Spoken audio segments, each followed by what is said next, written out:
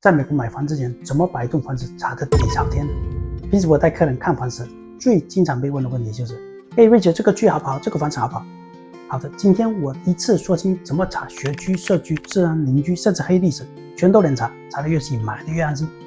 首先打开 Great School Tower， 输入房子地址，就能看附近学校评分。再去历史大看，它更生活化一点，除了分数，还有家长的真实评论。一个看数据，一个看口碑，两个搭配更靠谱。当然，学校评分只是一个参考，评论也有倾向性。接着查社区，打开 City Data 打看，输入邮编就能查平均收入、房屋拥有率、人口结构、气候污染指数，这些都是公开数据。如果想更直观看这个社区的安全等级、房价趋势、投资潜力等，可以再配合一个网站 Neighborhood Scout 或类似网站，一个看统计数据，一个看趋势潜力。但这些数据往往都是滞后，要结合最新交易和本地感受。安全问题绝对不能忽略。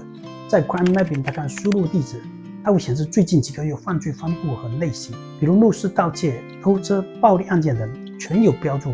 犯罪数据只是一个维度，还要实地走访感受社区氛围也是很重要的。查邻居背景，这个很多人不知道吧？这个网站是美国司法部全国数据库，你可以查附近有没有登记在案的性犯罪者。另外，如果你想要了解更多屋主或邻居背景，也可以用一些公共信息网站查历史和法院记录。注意，邻居背景虽然有用，但不能作为唯一决定因素，只能参考。最后，查房子有没有黑历史，比如火灾、命案、毒物、严重水灾等等，可以上当地消防局、警察局网站查记录。想更直观一点，可以直接在 Google 上输入房子地址加上 News， 看看有没有媒体报道过相关事件。